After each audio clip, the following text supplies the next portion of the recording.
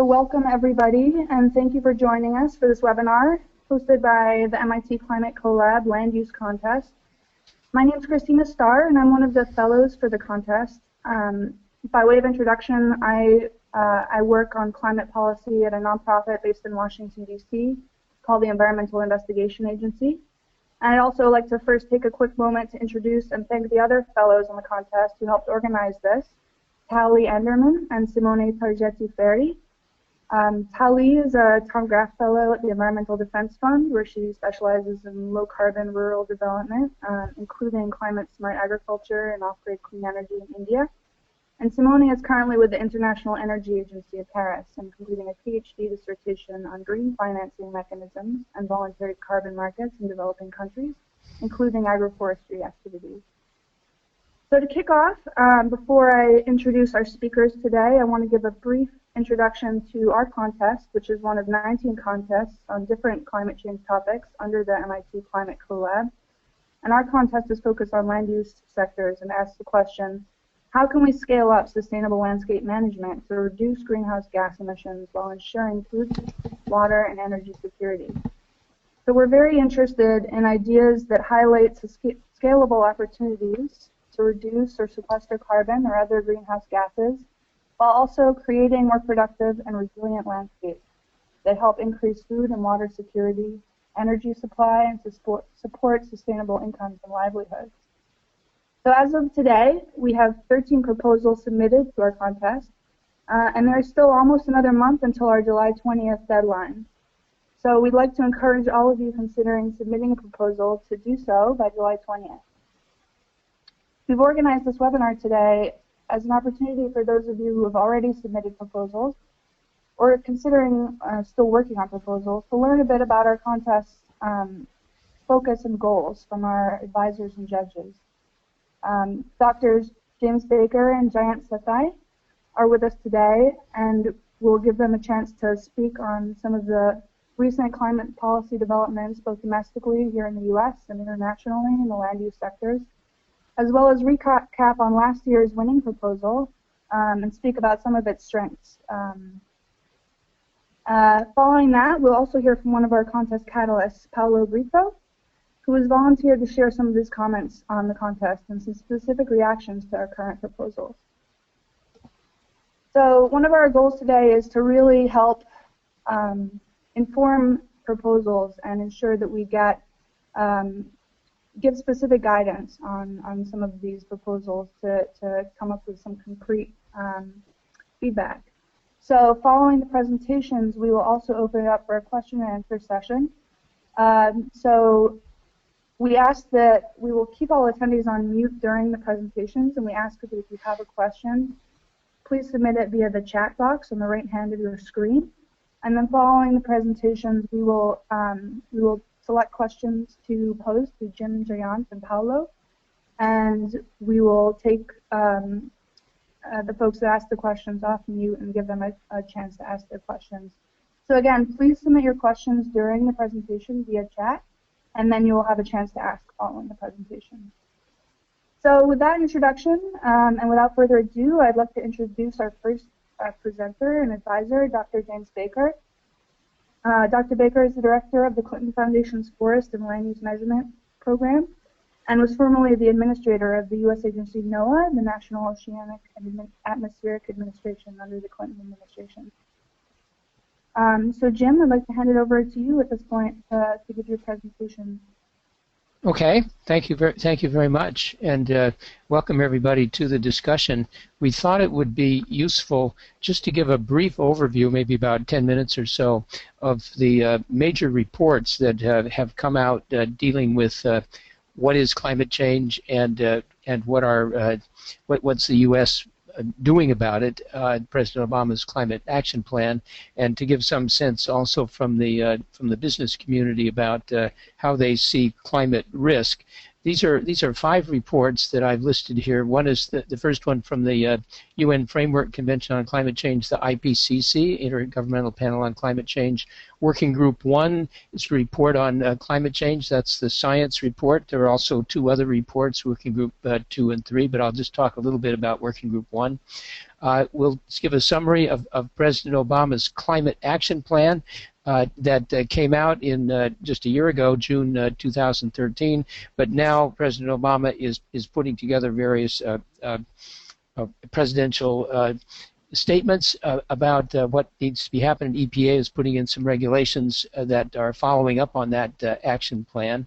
I'll say a few words about the U.S. National Climate Assessment. That's the third assessment that just came out and re-emphasizes the importance of taking action now.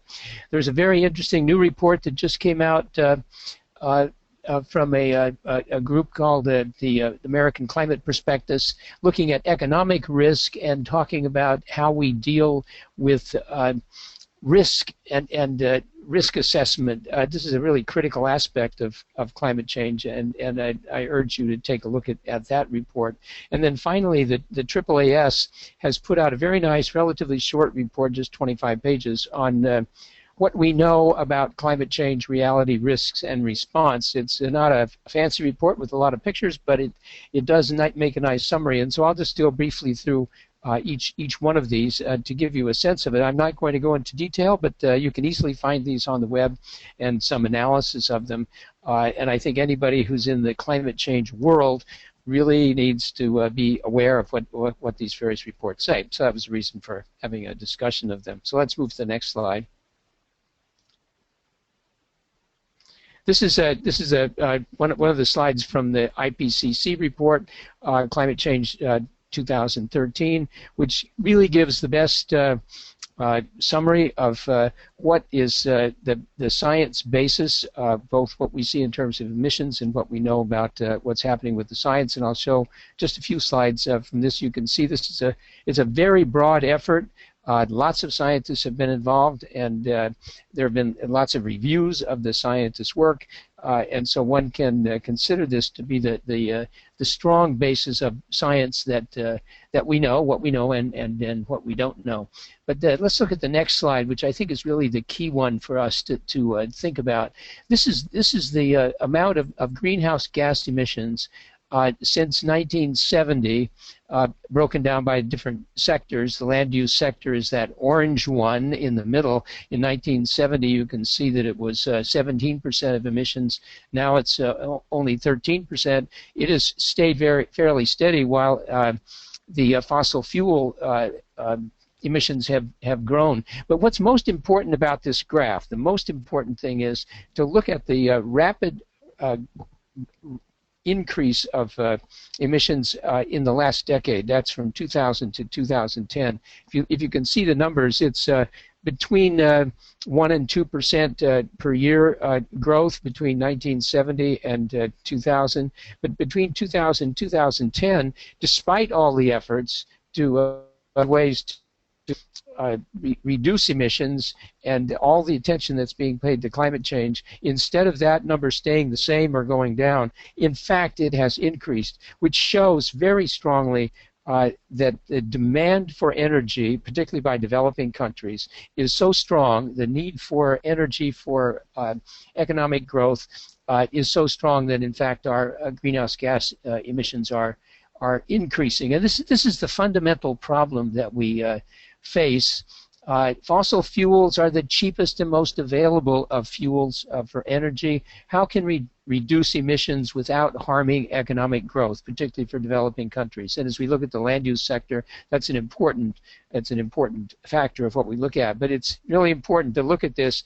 Our history shows that rather than declining, emissions of greenhouse gases are increasing. Maybe they've leveled off just a tiny bit here at the very end, but on the whole, this past decade, they've been going up. And if we look at the next slide, we can get an idea of where the land use sector fits in. That's the green sector, agriculture, forestry, and other land use, AFOLU.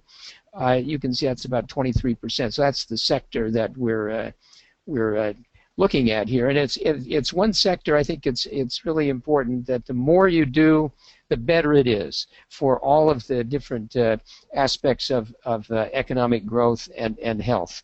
Planting trees, making the earth more green, doing climate-smart agriculture, all of these things are good not just for climate but for food, health, and for economic growth. So this is a really excellent sector to have a focus on. So let's look at the next slide.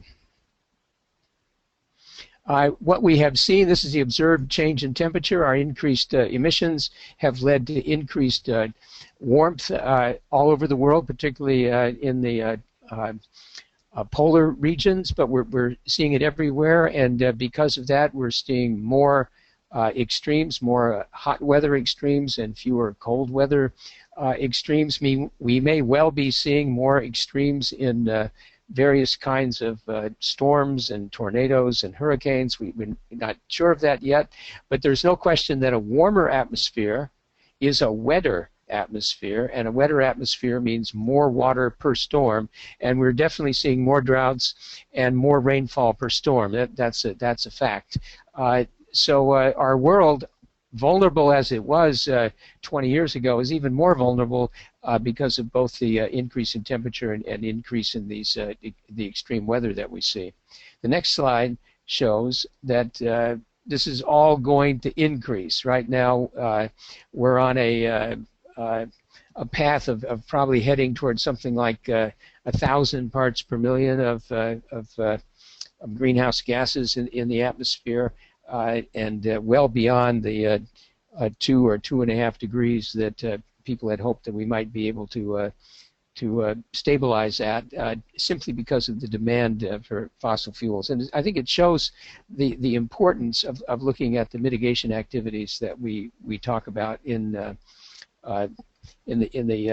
this sector, what we call agriculture, forestry, and other land use sector. Right now, the atmosphere has about 4 gigatons of carbon that come from fossil fuels every year. If we could completely green the earth and do everything that made sense with restoration, reforestation, and all of the other things that we could do with land use, we could come close to absorbing a very large fraction of that 4 gigatons. So that's another reason that this is a good sector to focus on. Let's look at the next slide. President Obama's Climate Action Plan has 3 major points, and I'll just kind of quickly run through these. First is directing EPA to establish carbon pollution standards. As you know, there is now the presidential order on reducing emissions from power plants, which is going to help reduce the use of coal.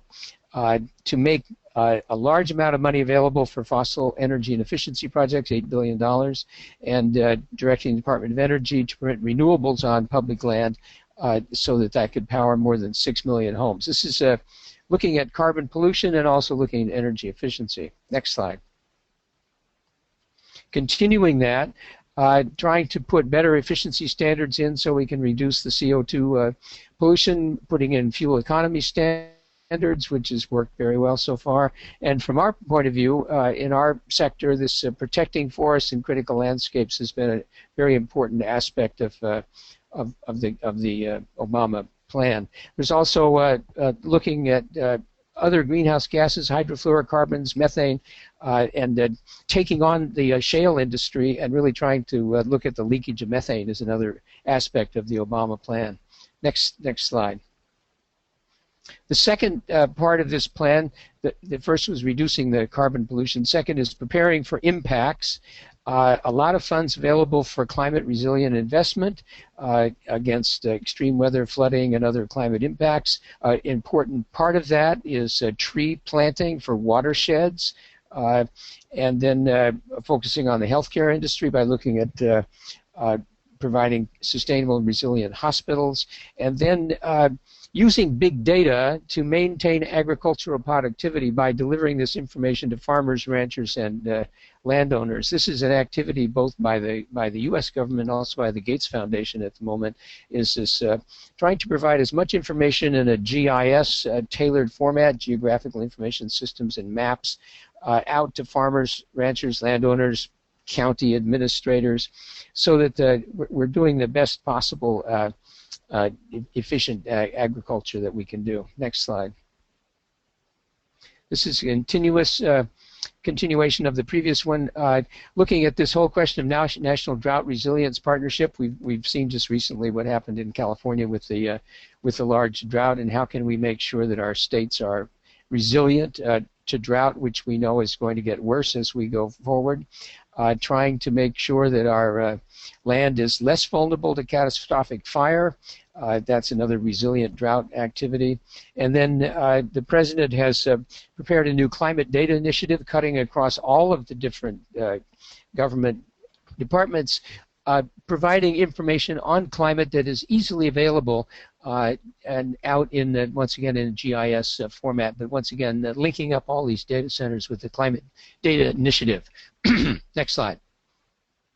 And then the third is that the U.S. really wants to step out and commit to some new bilateral initiatives. There's a new program on air pollution with China, and that will help them deal, hopefully, with their coal issue. Working with India, some reforestation going on there, and other major emitting countries.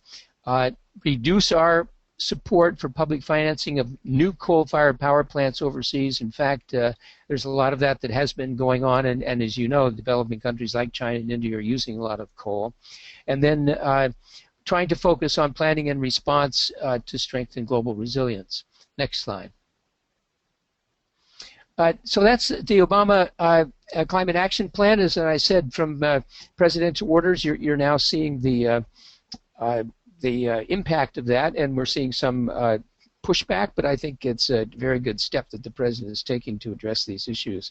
Now, the U.S. National Climate Assessment has simply emphasized the importance of what is happening with climate change. It's definitely worth reading. I'm going to show you just a couple of slides here. Finding 10 of the U.S. Climate Assessment is focused on ecosystems and how they are changing and what we can do. So there's a focus on ecosystems and biodiversity. Next slide. And then a careful look at forest land use and land cover change. Once again, looking at the fire issues, as you can see down on the right. The U.S. is really trying to take on these issues in an important way to respond to the National Climate Assessment through the National Climate Plan that President Obama has put together. Next slide. Now, this next report, the American Climate Prospectus, is a very useful one, and it was put together by this group called the Risky Business Project, focused on this idea that we are facing a risk. We have to deal with it. It is very what's going to happen, and how can we adjust our response to make sure that we are responding the way we should be responding to what we know about risk. And here's just one picture from that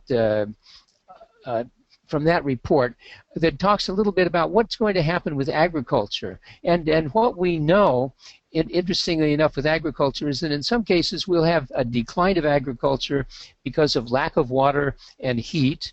On the other hand, the increase in CO2 is a positive input on agriculture. And as some of these shifts, the red is the negative impact, green is a positive impact, and when you add this up, actually when you add it up and look at the details, it looks like the overall impact will be negative. But what's important here is that we have to look at both what might happen on the positive side as well as on the negative side as we take a careful scientific look at what the risks are, so that we're really managing our resources in the proper way. And then the final slide, the final report. Next slide. Comes from the AAAS Climate Science Panel, and I think there's just 2 slides I have here. Climate scientists agree that climate change is happening. We are at risk at moving towards abrupt, unpredictable, and potentially irreversible changes. The sooner we act, the lower the risk and cost, and that's really one of the reasons for the climate contest. Is let's find some ways. You know, there's probably 5,000 things that we can do out there. The more we can do, and the faster, the better it's going to be in terms of dealing with climate change. And then the final slide is really the main point here. Next slide. If we make the informed choices now, we can reduce the risk for future generations. People have responded to other major environmental challenges such as acid rain and ozone hole, where we have benefits greater than costs. There are ways to manage the risk of climate change while we balance current and future economic prosperity. So if you're talking to a climate denier or someone who says this is not an issue, these are really the most important points. If we try to do the right thing now, we can reduce the risk of climate change. And the land sector is one where there is basically no negative in the things that we can do. And so the more that we can do of these, as I said, of the 5,000 things that are out there that need to be done, the better we will be in terms of managing the risk of climate change while balancing our economic prosperity. So that's just a quick summary. I urge everybody to take a look at these reports as you develop your proposals, and we're looking very much forward to seeing the set of proposals that come in. Thank you. Great, thanks, Jim. That was a great overview, and I think it really emphasized the importance of land use sectors according to some of these recent findings and reports. So just as a reminder to everyone listening in, if you have a question about anything that Dr. Baker just spoke about, please submit it via the chat button, and there will be a chance after the next two presentations to have those questions answered.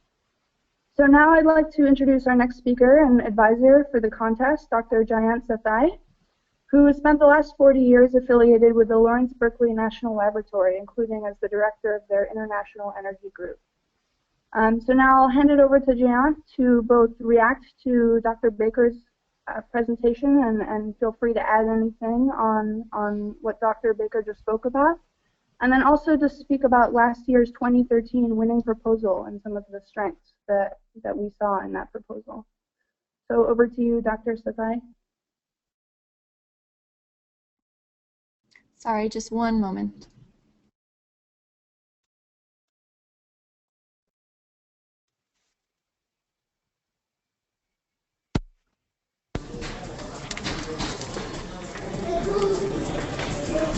Okay, can you hear me now?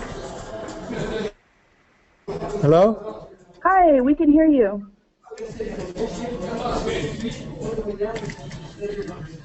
If you can hear me, I can get going. Great, yes, please go ahead. Okay, thank you. So, well, first of all, thank you very much for getting me on the board. And as I told you before, I'm out here in Europe. And unfortunately, in a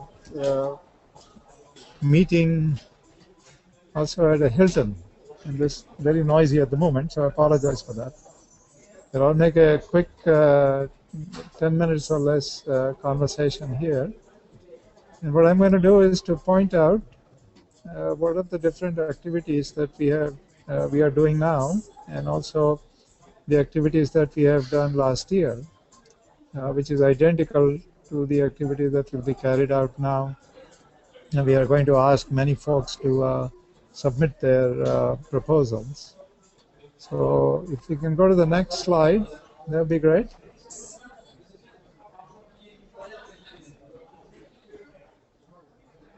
So the one thing I just wanted to point out with both last year and this year, we have had a very good, strong group of people who have supported these activities.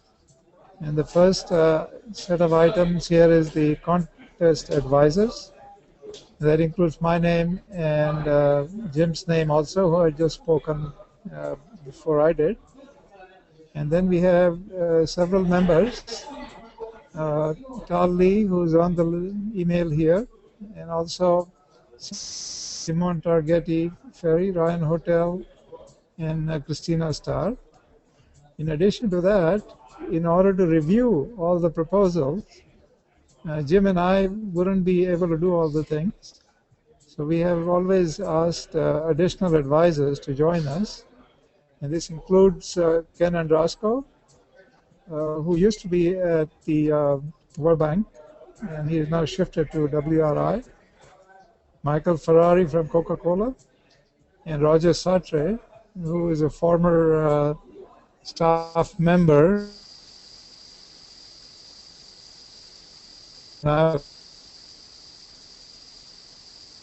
VNL. So these folks will have presentations that are sent to everybody, and also doing the reviews of all the submitted papers.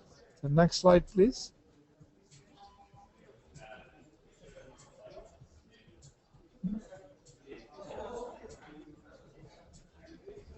So what we focus on is noted here under the land use activities.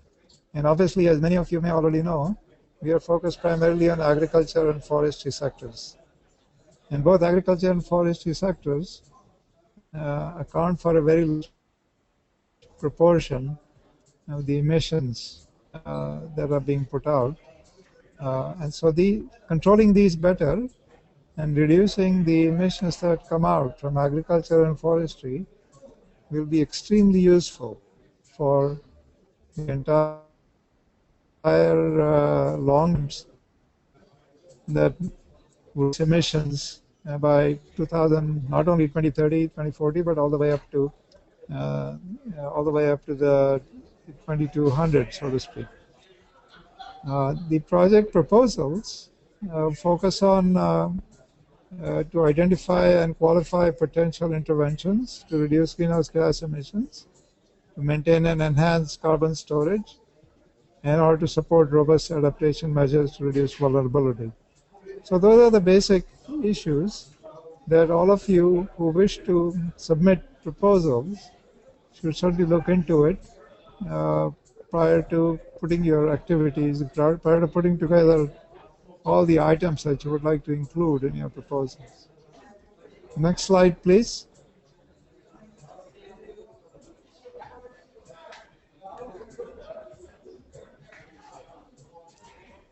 Now, last year, in 2013, actually we had started the work even before March, but March was when the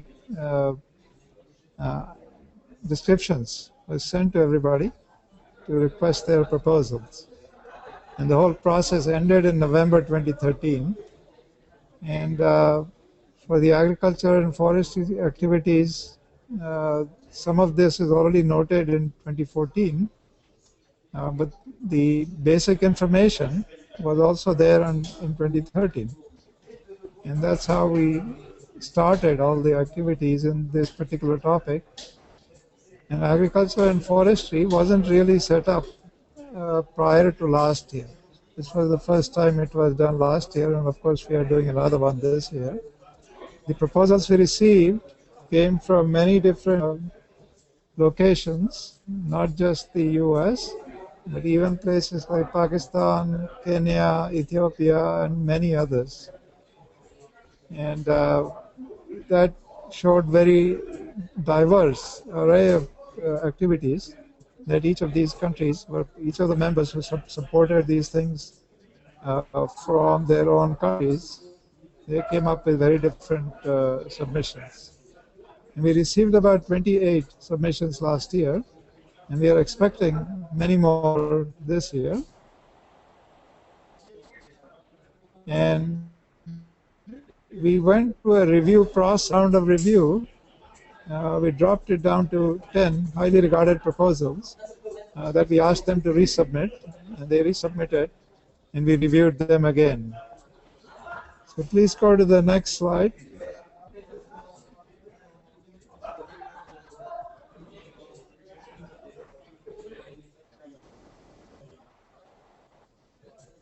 So that process, the two things that I mentioned, when you combine it with many other projects also, to combine the two things, and there were about 59 promising proposals were chosen as finalists. And those finalist proposals took place in the month of August, and these were also submitted, many of them were also submitted for broad open coverage, broad open information from anybody who was interested in evaluating these proposals. So the membership soared to about 10,000 during that period to receive all these inputs from everybody. So please go to the next slide.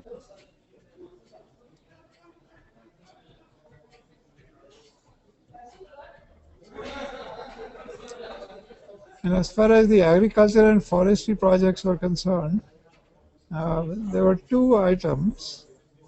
The first one is, as listed, is Judge's Choice. So this is the one that was done by Jim and myself and three of our colleagues who, amongst us, we decided that the Nicaragua carbon sink economic driver and medical plant preservation was the best one that we had thought would be extremely useful. And the second one, which was the popular choice, so these are the inputs that was received by a very large number of people. And among them, they said that this one was the better one. So this is woody agriculture, breeding and implementing hazelnut and chestnut as staple crops. And of course, we also had thought it was a very good one, not that it was not good. But we thought that among the two or three that we examined carefully again, so we had selected Nicaragua rather than woody agriculture, but both were selected by us also. So next one, please.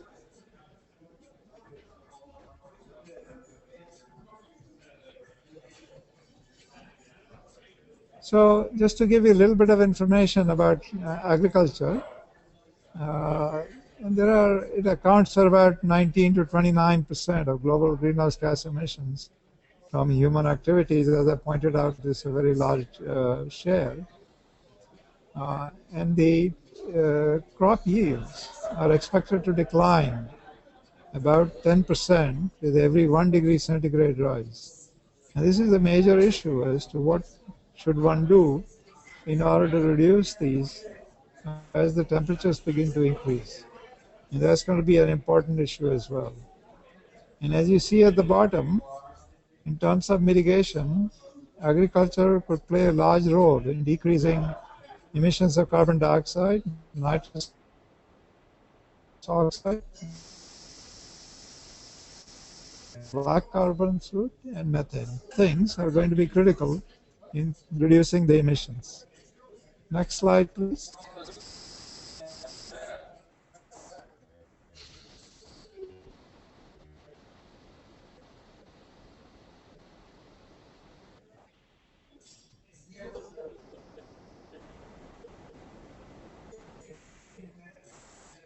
Can you hear me?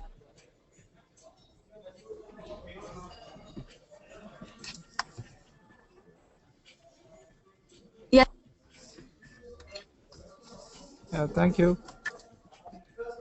So forestry is the other part, and it is equally important as agriculture, and it's going to require a lot of reductions in emissions in forestry.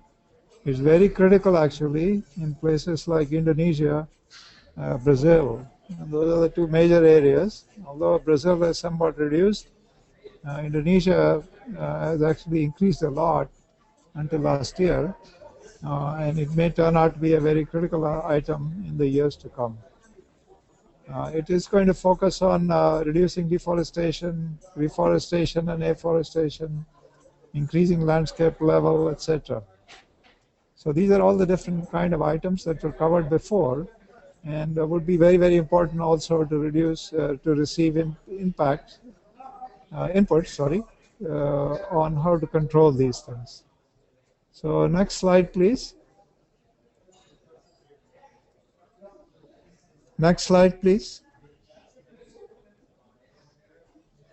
Fine. So nice. I hope you folks will enjoy listening to all the different items that we did in 2013 and what we are planning to do in 2014. And we look forward to any questions or comments that you might have in the future. So thank you very much.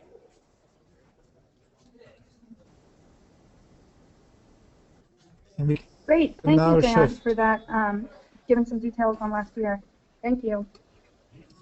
So now I want to hand it over to one of our climate catalysts. We have Paulo Britti here from Brazil. And Paulo is an economist with an MS in agriculture and resource economics from Colorado State University. And he's now an instructor at Front Range Community College in Colorado, where he teaches graduate courses for MBA programs. So Paulo has some comments that he's gathered about our contest in general, and I think on some of the specific proposals that we have submitted this far. So Paulo, over to you. Thank you very much for inviting me to be part of this webinar, and welcome everybody.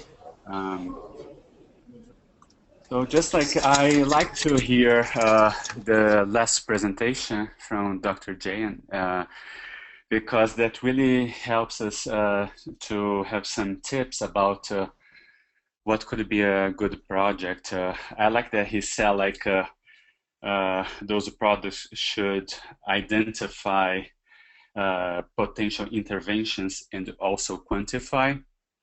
So from just from that part of what he said, we can really see that most of the proposals for land use focus more on the identification of potential interventions, but half of that didn't mention anything about how to quantify that, which would be, let me see here, the question about how much will emissions be reduced or sequestered versus business as usual levels. I think that question should be tied with the description of the project, and about 50% of the projects didn't have that answered or just had like to be determined. But I just think that the contestants should have some effort to have some plan to estimate that in the future for our future assessment. I would say also that most of the projects that were they were very interesting, but a significant number didn't have actions, and I think implementation is key. You can have an awesome project, but you don't have actions to achieve that project. That's going to fail. So that's an important part of that. And just I just saw that a lot of projects don't have a budget. They don't describe how much that project would cost, and that's also a very important piece of information. We need to know, as an economist, I'm always interested in all the benefits and all the costs, and if the benefit will exceed the costs for each action taken. So that's very important too. I would say that for the land use category, there are like a couple of good ones that were very complete, like they answered every question, and very easy and clear. The description is very well written. The global serious errors of design and environmental green standard of the world is one of them. It's one of the most complete, I would say, that describes the potential intervention, and they give you like very precise numbers about how much CO2 emissions could be reduced.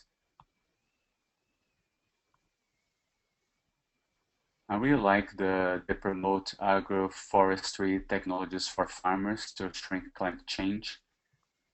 It has a very organized and has good information. We always improve as potential what we have to do. Hello, are you able to hear me? Hello? Yes. Okay, because it was mute here. Okay. And also, I believe they promote agroforestry technologies for farmers has some potential for reducing poverty at the same time. If you select local communities that are poorer communities, you can tie that together. I really like the a tree story one because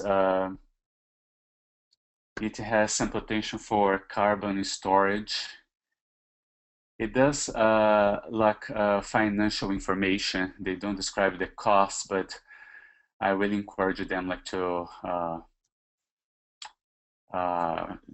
work on that because it's a very interesting one. And also the funding farmers for climate change mitigation project. It's really nice because they have like the capacity building piece. And I really believe that to have good actions towards climate change, we should have the capacity building piece. And they have been very helpful every time I ask questions to request information. They are always very promptly active in doing that. And I think most of the contestants, when we ask further information, a significant number don't really submit new information. So I really encourage you to be submitting further information as we request, so we can assess the proposals in depth. I believe those are my main points. Thank you very much.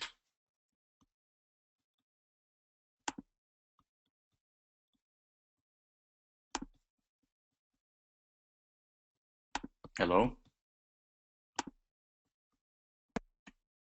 Great, thank you, Paulo. That was wonderful. Thanks for providing some of that great specific feedback to our contestants. Yeah. At this point, we'd like to open it up for some questions. So first, we're going to hand it off to one of the fellows, Simone Torgetti-Ferri, to ask a couple of questions that will be open to all three of our presenters. And then after Simone, I think then we will unmute all of our attendees and give an opportunity to everyone to ask any questions that they might have. So Simone, if you want to go ahead. Yeah, sure. Thank you so much. Thank you to everybody for these presentations and this speech, where it was very interesting to hear about it. Like, as fellow, I totally underline the importance of having concrete activities and concrete solutions. And this means also effectively to have in these proposals a clear budget, but also a clear stakeholders map. So we really need to have in these proposals, like, who is participating, who are the main actors involved in all proposals. And considering the importance of quantify greenhouse gas reductions and you know, I would say, like, I don't know who are all the project proposals. I mean, like, could be someone that has not this kind of skills. So I would like to ask to, in general, if last year happened, maybe, like, can project proponents ask for technical support of fellows, or maybe like catalysts, or also in terms of really having much more concrete proposals and in supporting the idea that maybe are good but they are not concrete enough. So that is my first question and my first idea.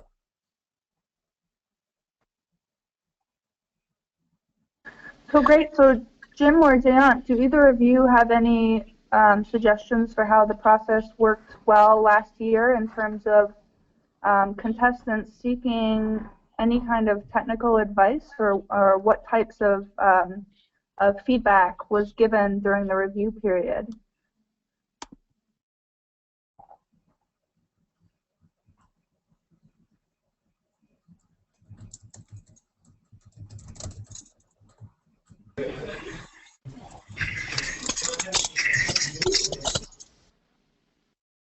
This is Jim. If you can hear me, I don't recall that giving any technical advice last time, but I think anybody involved with the program is certainly willing to help out on any topic like that. Certainly, local people at MIT or the advisors here or whatever. I think we're certainly open to answering questions.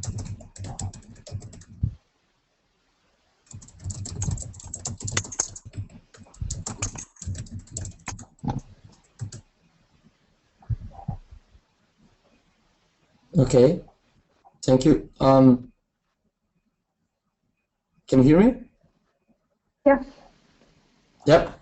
And okay, thanks so much. That is good. So it means that all project proponents can send us questions, and also like ask for support. So we can definitely try to help them before the deadline, so 20th of July.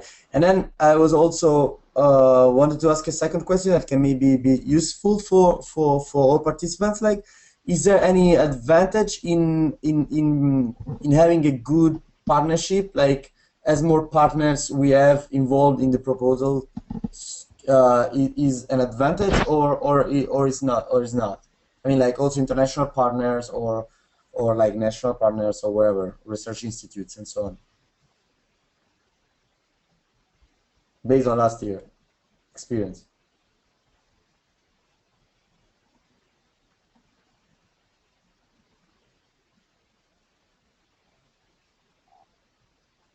Jayant, you might have some thoughts about that.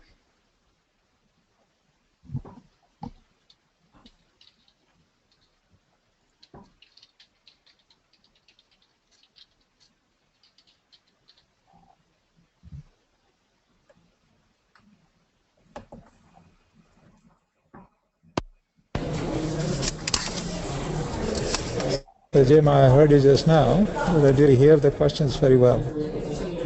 So why don't you go ahead with addressing the questions? Maybe we could get the question again. Yeah, Jayant, I think the question was about whether, based on your experience from last year, if you think there was any kind of advantage to proposals being associated with some kind of institutional partnership, be it a research organization or mention of specific actors that might be interested in partnering in a proposal, and how that can help strengthen that proposal.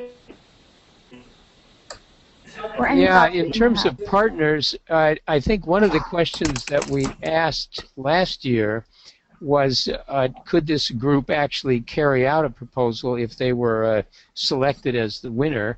And of course, having a credible partner, or the ability to do it on your own if you're at an institution, I think is very important. And certainly, if you've got some thoughts about what you would like to do and would like to have some suggestions for possible partners you could approach, I think we would certainly be willing to make some suggestions about logical groups. Couldn't promise anything, but I think having a partner, especially for some of the larger proposals, really helps in terms of giving some credibility to whether the first phase of the proposal can actually be carried out or not. That's an important point.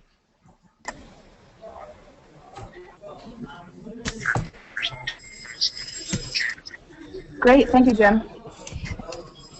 So I think at this point we would like to open it up for a general question and answer with any of our other outside participants. So please, if anybody has any questions, at this point we're going to take all of our participants off of mute. And please feel free to raise any questions that you might have at this point.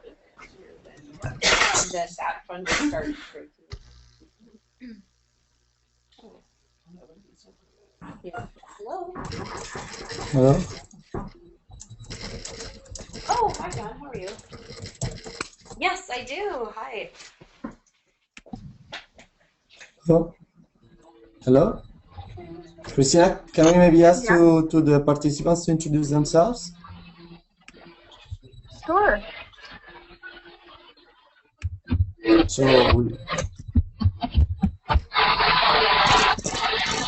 The only people I know with janitors are actually ones that are attached to their houses.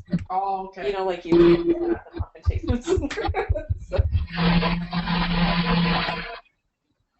So does anybody on the line have any questions for any of our panelists at this point?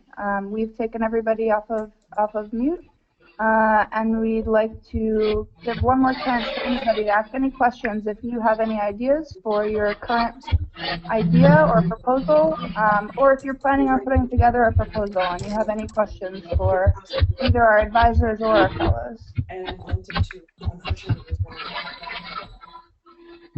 yeah. Maybe we can also suggest that if they have questions the next days, they can just like send us questions, and we will be glad of answering if they. Great. That sounds good. Since we don't have any other questions, I guess I will just we can wrap this up. And so I'd like to thank everybody who registered and attended the webinar. We've been recording this session, so please keep an eye out for communication from us with a link to go back and review the webinar if anybody has any of the comments that they'd like to hear again, and we'll also circulate any of the PowerPoint slides so that anyone interested in any of the references or comments made in PowerPoints can also refer to them at a later audience.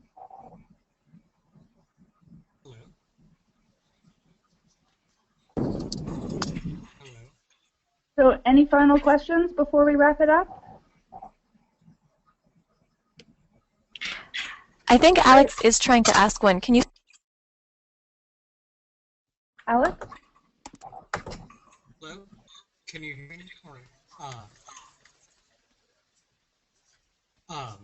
For proposals in the shifting social attitudes towards climate change category, how would one give a better idea of how it would affect emissions impact?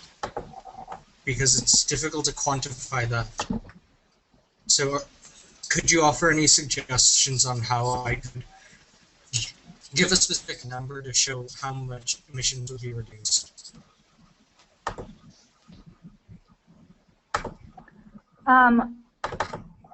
This is Christina, and I guess Alex, I'll let others speak to this, but I guess one way to break that down might be to think about what sectors you're focused on, and at least mention what the total impact those sectors have on emissions, I guess, to frame your proposal. And then if you have any, I would do a literature review on any kind of behavioral literature that might be out there on sort of just proving how whatever mechanism you're using in your proposal is changing behavior, that such, such an approach is